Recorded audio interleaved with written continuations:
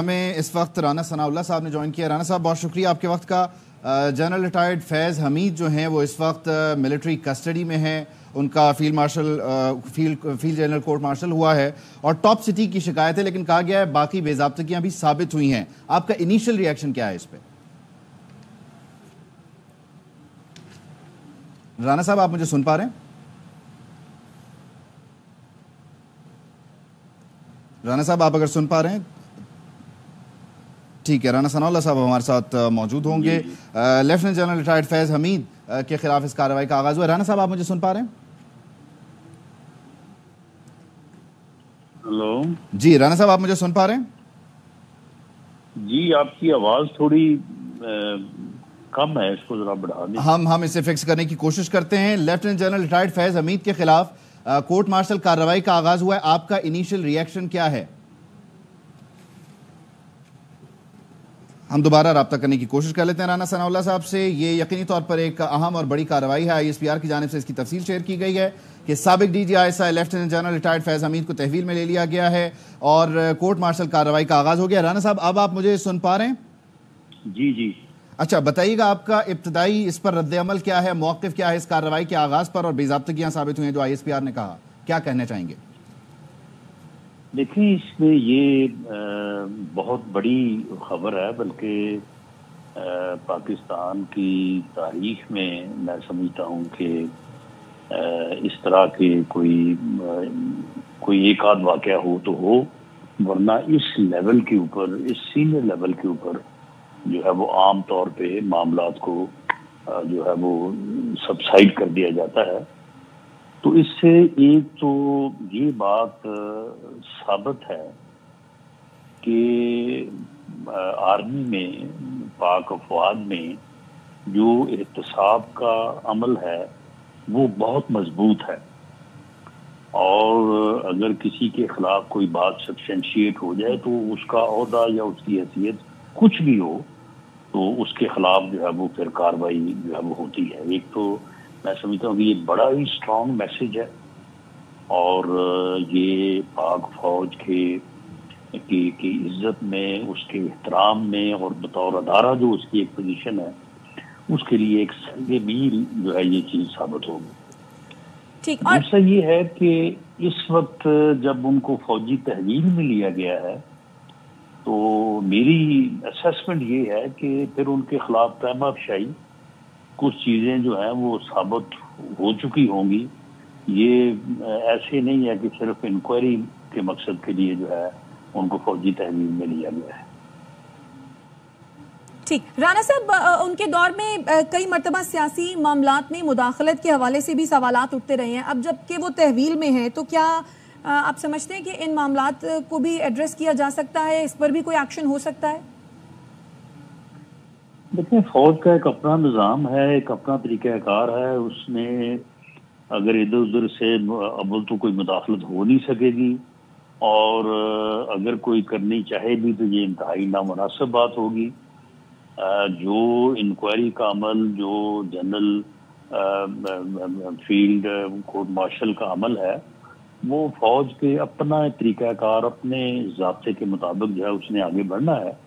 تو اس میں میرا نہیں خیال کہ اسے ہمیں کوئی پولیٹیکل سائڈ پہ یا ان چیزوں میں جو ہے وہ اس کو لانا چاہیے، اور ایسا لانا جو ہے یہ نامناسب ہوگا۔ اور جو انکوائری ان کے خلاف ہوئی ہے اس میں باقی ساری چیزیں بھی جو ہے وہ ہوں گی۔ یہ ٹاپ سٹی والا معاملہ جو ہے یہ اس وقت پنجاب میں ہماری گورنمنٹ تھی جی، تو یہ معاملہ اس وقت بھی سامنے آیا تھا، اور اس میں کچھ چیزیں اس وقت بھی ایسی سامنے آئی تھی کہ جن سے یہ ثابت ہوتا تھا کہ یہ تجاوز ہوا ہے، اور یہ انہوں نے اپنے اختیارات کو یا ان کے ساتھ منسلک لوگوں نے اپنے اختیارات کا جو ہے وہ انتہائی غلط استعمال کیا ہے۔ اچھا رانا صاحب آپ نے بھی اپنی پنجاب حکومت کا بھی حوالہ دیا، اور اس وقت وفاق میں بھی یقینی طور پر آپ کی حکومت تھی۔ ایک گریوینس آپ کا اور بھی رہا ہے جس میں آپ بار بار حوالہ بھی دیتے رہے، اور سپریم کورٹ کی طرف سے ایک انکوائری کمیٹی بھی تشکیل دی گئی، اور اس کی رپورٹ سے بھی آپ مطمئن نہیں تھے۔ آپ سمجھتے ہیں یا چاہتے ہیں کہ اس طرف بھی غور ہونا چاہیے؟ فیض آباد دھرنا کی میں بات کر رہا ہوں۔ دیکھیں فیصلہ جو فیض آباد دھرنا ہے اس میں تو آپ کے علم میں ہے کہ وہاں پہ جو معاملہ ہوا تھا تو اس میں تو جو ہے وہ جو معاہدہ ہوا تھا دوسرے لفظوں میں، تو اس پہ تو فیض حمید صاحب کے جو ہے وہ دستخط موجود ہیں. تو یقیناً جب یہ ایک انکوائری کا عمل ہو رہا ہے تو اس میں وہ چیزیں بھی جو ہے وہ ساتھ شامل ہوں گی. لیکن وہ جو سپریم کورٹ کی طرف سے انکوائری کمیٹی تھی اس نے تو کلین چٹ دی تھی، اور پھر اس پہ وزیر دفاع صاحب کا رد عمل بھی ہے کہ یہ کارروائی جو ہے یہ ون سائیڈڈ ہے، ایکس پارٹی ہے. آپ سمجھتے ہیں مطلب آپ کا اس وقت سرکاری اور ذاتی موقف کیا ہے کہ اس طرف بھی غور ہونا چاہیے؟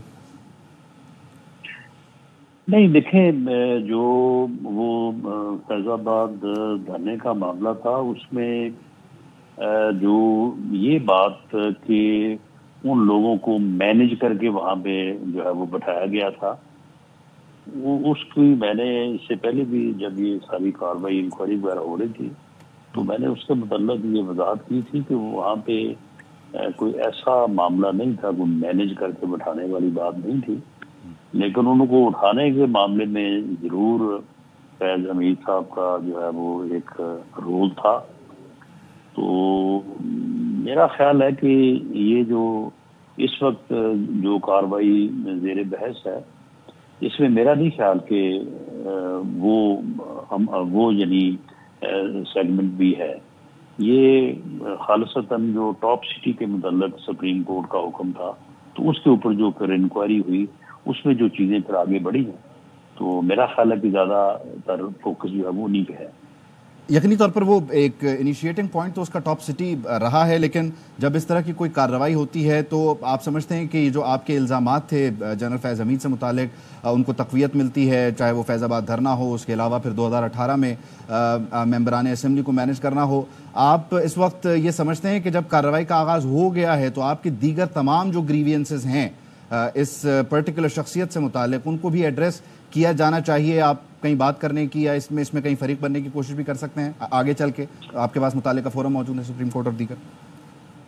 میرا خیال ہے کہ اس میں فریق بننے والی بات تو نہیں ہوگی، کیونکہ آرمی کا ایک اپنا پروسیجرل طریقہ کار ہے. لیکن سر سپریم کورٹ کے راستے سے جیسے ٹاپ سٹی کے اونر گئے اسی راستے سے، لیکن ان کی ذات کے حوالے سے جو چیزیں ہوتی رہی ہیں کہ جس طرح سے اراکین اسمبلی کو مینج کرنا اور اپوزیشن، اس وقت کی اپوزیشن کے خلاف کیسز بنانا، ان کو مینج کرنا، یہ دھرنے بننے والی بات. یا پھر ڈاکٹر صدیقی صاحب نے بھی ایک بیان دیا تھا، اس میں بھی انہوں نے ان کو بائی نیم یہ کہا تھا کہ یہ میرے پاس آئے اور مجھے اس طرح سے انہوں نے تھریٹ کیا.